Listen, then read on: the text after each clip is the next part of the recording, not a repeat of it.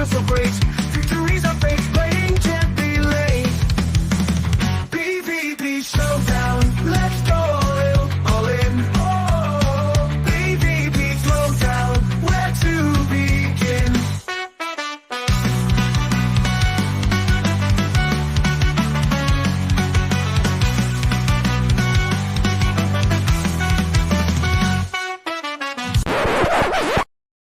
Welcome to another deep dive. Today, we're going into DeFi Kingdoms PvP. We've got some in-depth analysis of high-level tournament gameplay, and I am so ready to get tactical. It's exciting to explore a game built on blockchain technology. Yeah. DeFi Kingdoms adds a unique layer of complexity where every battle can have implications for the in-game economy and even the broader DeFi landscape. That's what I love about this deep dive. The stakes feel real, but let's start with the basics. Our source dives into hero roles, and one that immediately caught my eye was the Berserker, described as a herald of destruction and a tempest of fury. They sound intense. They live up to the hype. The Berserker embodies high-risk, high-reward gameplay. They can inflict devastating damage and cripple opponents with abilities like Intimidate, which weakens enemies in an area around them. Imagine facing a Berserker when your team is bunched up. Not pretty. Yikes. But with that much offensive power, there has to be a trade-off, right? Like maybe they're a bit fragile. Exactly. Think of them like a glass cannon. They can obliterate opponents, but they're vulnerable to control effects like stuns and slows. Their berserk state, while amplifying their damage, can also leave them open to counterattacks. So managing that berserk state is key. It's almost like a dance, knowing when to unleash their fury and when to hold back. Have you seen any high-level players who are particularly masterful at controlling the berserker's frenzy? Absolutely. The top players use the berserkers strategically, often pairing them with heroes who can mitigate their weaknesses. For example, a knight can use crowd control abilities to protect a berserker while they ramp up, or a seer can boost their speed to guarantee they strike first. That makes sense. It's not just about raw power, it's about understanding the synergy between heroes. Speaking of synergy, team composition seems crucial in DeFi Kingdoms.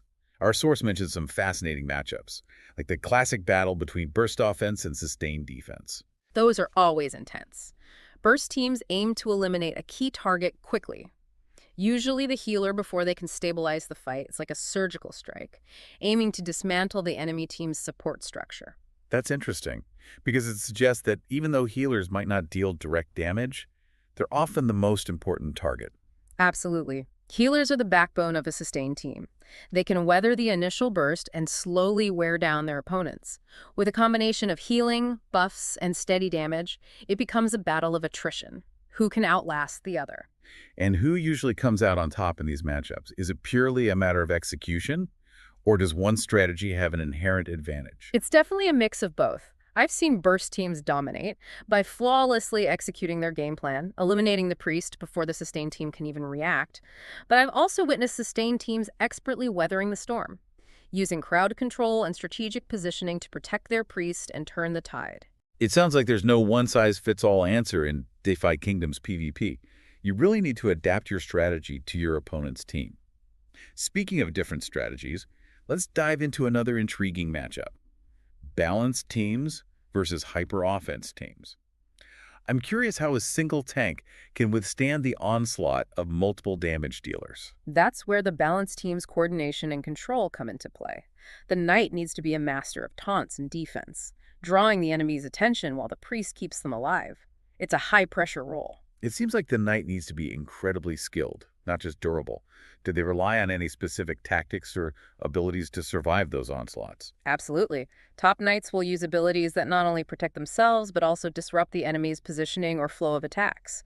They might use a knockback to create space, a stun to interrupt a key ability, or even a taunt that forces multiple enemies to attack them, giving their team a chance to regroup. Wow, the knight sounds like a real MVP in those situations. But what about the hyper-offense team? How do they try to overcome a well-played tank? They have a few tricks up their sleeves. Some hyper-offense teams might focus on bypassing the tank entirely, using abilities that target the backline or heroes with low armor. Others might try to overwhelm the knight with sheer damage output, hoping to burst them down before the priest can keep up with the healing. So it's almost like a chess match, with each team trying to outmaneuver the other. And speaking of maneuvering, our source mentions a team composition that seems designed for control. Double support teams. Having two support heroes like a priest and a seer sounds incredibly resilient. They are. Double support teams excel at controlling the battlefield, cleansing debuffs, buffing their allies, and making it very difficult to take down their single damage dealer. They can be incredibly frustrating to play against because they just don't seem to die. But that begs the question, if they're so focused on defense, how do they actually win? Can a single damage dealer really carry the team? That's their potential weakness. If the enemy manages to eliminate their lone damage source, the double support team struggles to secure a win. They become a fortress that can't attack, which can lead to draws or even timeout losses in tournaments. That makes a lot of sense. It seems like every team composition has its strengths and weaknesses, and there's no single best approach. What are some of the key takeaways you'd want our listener to remember about team compositions in DeFi Kingdoms? The biggest takeaway is that team composition is all about balance and synergy. You need to consider the strengths and weaknesses of each hero and how they work together. And you need to be adaptable, ready to adjust your team based on the opponents you're facing and the evolving meta. That adaptability seems crucial, especially when you consider that the DeFi Kingdoms meta is constantly changing. Let's dive into that next and explore how the game's strategies have evolved over time. But first, let's take a quick pause to let all of this information sink in. Welcome back. We've covered a lot of ground on team composition in DeFi Kingdoms, but our deep dive wouldn't be complete without exploring the advanced tactics that high-level players use to dominate the PvP arena. You're right. Understanding team synergy is just the beginning. The true masters of DeFi Kingdoms PvP go beyond just picking the right heroes. They know how to use their abilities in concert, manipulate the turn order, and position their heroes strategically to create devastating plays. It sounds like there's a whole other level of strategy that we're about to uncover. Our source mentions ability synergy as one of the key elements of advanced play. Can you give us an example of a killer combo that demonstrates this concept? Absolutely. Imagine this. Your knight uses an ability called Crippling Blow, which not only deals damage but also reduces the enemy's defense. Immediately following that, your archer, who has been patiently waiting for the right moment, unleashes a powerful, piercing shot on that same target. Because of the knight's debuff, the archer's attack deals significantly more damage, potentially even eliminating the enemy in one fell swoop. That's a fantastic example. It highlights how crucial it is to understand not just what each ability does, but also how those abilities can be combined to create powerful synergies. It's almost like conducting an orchestra, each instrument playing its part at the perfect moment to create a harmonious symphony of destruction. That's a great analogy. And just like in music, timing is everything in DeFi Kingdoms PvP. Knowing when to use an ability is just as important as knowing what it does. I can definitely see that. For instance, using a powerful healing ability at the wrong moment could waste its potential. Have you observed any common mistakes that players make when it comes to ability timing? One common mistake is using abilities prematurely. For example, a priest might panic and use their big party heal as soon as one ally takes a bit of damage. But a skilled priest will wait until multiple allies are injured, maximizing the value of that heal and potentially turning the tide of battle. That makes a lot of sense. It's about patience and choosing the optimal moment to unleash those game-changing abilities. What are some other timing considerations that players should keep in mind? Another crucial aspect is understanding how to maximize the impact of status effects. Let's say you stun an enemy with a well-timed ability. Instead of continuing to attack that stunned target, a smart player will switch targets and focus fire on a different enemy while the stun is active. This way, they're not wasting attacks on an already incapacitated opponent. Right, it's about keeping the pressure on and exploiting every advantage you create. Have you noticed any high-level players who are particularly masterful at using status effects and timing to control the flow of battle? Absolutely. The top players are like conductors orchestrating a symphony of crowd control. They'll use stuns, slows, silences, and other status effects to disrupt the enemy's actions, preventing them from executing their strategy and creating openings for their own team to capitalize on. That's incredible. It takes a deep understanding of the game's mechanics and the ability to anticipate your opponent's moves. Speaking of anticipation, our source also emphasizes the importance of target focus as a key tactical element. I have to admit, I've been guilty of spreading my damage across multiple enemies thinking I'm weakening them all. It's a common mistake, especially for new players. They see a group of enemies and think, why not chip away at everyone's health? But experienced players know that focusing fire on a single target is often the most effective strategy. Can you explain the logic behind that? Why is eliminating one threat entirely better than leaving a bunch of them slightly injured? It's all about minimizing the enemy team's overall effectiveness. An enemy at 1% health is just as capable of dealing damage or landing a crucial crowd control effect as an enemy at 100% health. So, eliminating one target completely reduces the enemy team's damage output, healing potential, or crowd control capabilities, giving your team a significant advantage. That makes perfect sense. And I imagine this strategy is especially crucial when dealing with healers, right? Absolutely. Healers are the glue that holds sustained teams together. If you spread your damage across multiple targets, the enemy priest can simply heal them back up, negating your efforts. But if you focus all of your attacks on one hero, you can potentially take them out before the priest can react, effectively crippling the enemy team's sustain. So coordinated attacks and focused fire are essential for success in DeFi Kingdoms PvP. It's not just about individual skill. It's about teamwork and strategy. Exactly. And this level of tactical depth extends to the positioning of your heroes as well. Oh, right. Our source briefly mentioned positioning, but we haven't really delved into that yet. How does hero placement influence combat? Positioning can be just as crucial as ability synergy or target focus. It's about protecting your vulnerable heroes while also creating opportunities to exploit enemy weaknesses. For example, you generally want your tank in the front line, absorbing the brunt of the attacks, while your damage dealers and healers stay safe in the back. That seems intuitive. You wouldn't want your priest getting caught in the crossfire and instantly eliminated. Exactly. But clever players don't just passively position their heroes. They use abilities to reposition them both defensively and offensively. Can you give us an example of how a player might use repositioning to gain an advantage? Absolutely. Imagine a situation where the enemy priest is safely tucked away behind their tank. A skilled player might use a hook ability to pull that priest to the front line, exposing them to danger. Or they might use a push ability to knock the enemy tank out of position, creating an opening for their team to attack the vulnerable backline. Those are some clever tactics. It seems like positioning adds a whole other layer of complexity and strategy to DeFi Kingdoms PvP. It's not just about picking the right heroes and using the right abilities, it's about understanding the battlefield, predicting your opponent's moves, and adapting your positioning to create advantageous situations. Precisely. And this level of tactical nuance is what separates the good players from the great players in DeFi Kingdoms PvP. It's a constantly evolving chess match where mastering the fundamentals is just the beginning. So we've covered hero roles, team compositions, ability synergy, target focus, timing, and positioning. Are there any other advanced tactics that we haven't touched on yet? Well, we could talk for hours about the intricacies of DeFi Kingdoms PvP, but one final concept that's worth mentioning is the importance of adaptability. The game's meta is constantly evolving with new heroes, abilities, and strategies emerging all the time. Ah, the ever-shifting meta. That's what keeps competitive games so exciting. Can you give our listeners some insight into how the DeFi Kingdoms meta has evolved over time? What trends have you observed? In the early days of DeFi Kingdoms, PvP balanced teams were all the rage. The classic tank, healer, and DPS combo dominated the arena.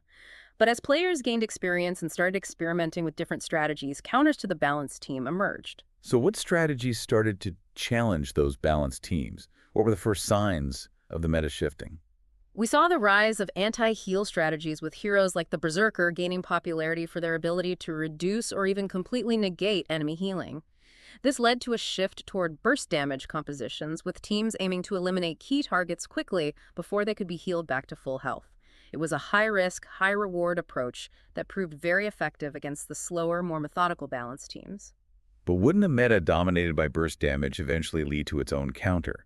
What happened next in this evolutionary arms race? You're exactly right. As burst damage became more prevalent, players started looking for ways to counter its speed and aggression, and that's when we saw the emergence of speed and control compositions.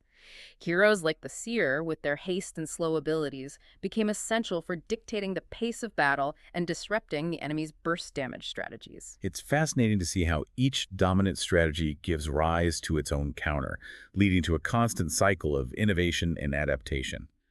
What other meta shifts have you witnessed in DeFi Kingdoms PvP? We've seen experimentation with tank-heavy compositions, with some teams even running double tanks to create an almost impenetrable wall of defense.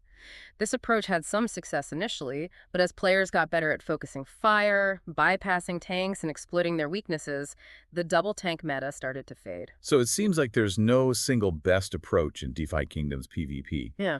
The meta is a dynamic system that's constantly evolving based on the strategies players are using and the counters they develop.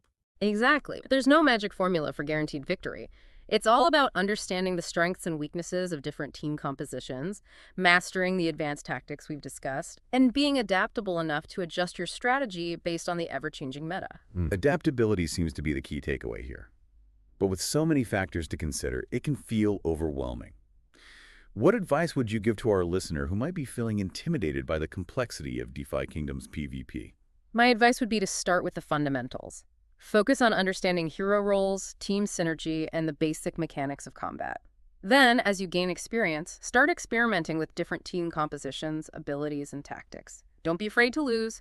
Every loss is an opportunity to learn and improve. That's great advice. It's a reminder that even the most skilled players started somewhere. They weren't born masters of DeFi Kingdoms PvP. They honed their skills through practice, experimentation, and a willingness to learn from their mistakes. And as they learned, the game itself evolved, creating a constantly shifting landscape of strategies and counter-strategies. It's a dynamic and engaging ecosystem that rewards those who are willing to dive deep and embrace the challenge. Exactly, and that's what makes DeFi Kingdoms PvP so captivating. It's not a static game with a single right way to play. It's a living, breathing system that's shaped by the players themselves. Speaking of shaping the game, let's move on to our final topic for this deep dive: the future of DeFi Kingdoms meta. With new features constantly being added to the game, like pets and equipment, the meta is sure to continue evolving in exciting and unpredictable ways. It's exciting to think about how these new features could shake things up. Do you have any predictions for how pets and equipment might impact the meta? Pets and equipment add another layer of strategy to team building and combat. Imagine a pet that boosts the speed of your entire team, or equipment that grants your Berserker immunity to stuns. It could completely change how certain heroes are played and create new, unexpected synergies. That's a great point. Suddenly, a hero that was previously considered niche might become a top-tier pick because of a specific pet or piece of equipment. It opens up a whole new world of possibilities. Exactly. And on top of that, we have the potential introduction of new hero classes. Oh, Based on what we've seen from the developers, these advanced classes could bring entirely new mechanics and strategies to the game. that's what keeps me coming back to DeFi Kingdoms. It's a game that's constantly evolving, always pushing the boundaries of what's possible in blockchain gaming. It's been fascinating to explore all this with you. From hero roles and team compositions to advanced tactics and the ever-changing meta, DeFi Kingdoms PvP offers a depth and complexity that's rare to find. I agree. We've covered a lot of ground in this deep dive, and I hope our listeners feeling inspired to jump into the arena and test their skills. But before we wrap up, I want to leave them with a final thought-provoking question. Now that you've learned about the intricacies of DeFi Kingdoms PvP, how would you build a team to conquer the Colosseum? What strategies would you employ to outsmart your opponents? That's a great question to ponder. There's no single right answer, as it depends on individual playstyle and the constantly shifting meta. Would you go for an aggressive burst composition? Yeah. A resilient sustain team? Or maybe a control-heavy lineup to dictate the pace of battle? The possibilities are endless. It is exciting to think about all the different approaches you could take. Maybe you'd focus on a specific synergy between two heroes, utilizing their unique abilities to create a powerful combo. Or perhaps you try to predict the current meta and build a team specifically designed to counter the most popular strategies. And remember, even with a perfectly crafted team, success in DeFi Kingdoms PvP hinges on mastering the advanced tactics we discussed. Knowing when to use a crucial ability, how to manipulate the turn order, and when to reposition your heroes can make all the difference between victory and defeat. Exactly. It's a game that rewards creativity, strategy, and a deep understanding of its mechanics. And the best part is, it's constantly evolving, so there's always something new to learn and master. It's been a pleasure exploring the world of DeFi Kingdoms PvP with you, and I hope our listener is feeling inspired to dive in and discover their own path to victory. Thanks for joining us on this deep dive. We'll be back soon with another fascinating topic to explore. Until then, keep learning, keep experimenting, and most importantly, have fun.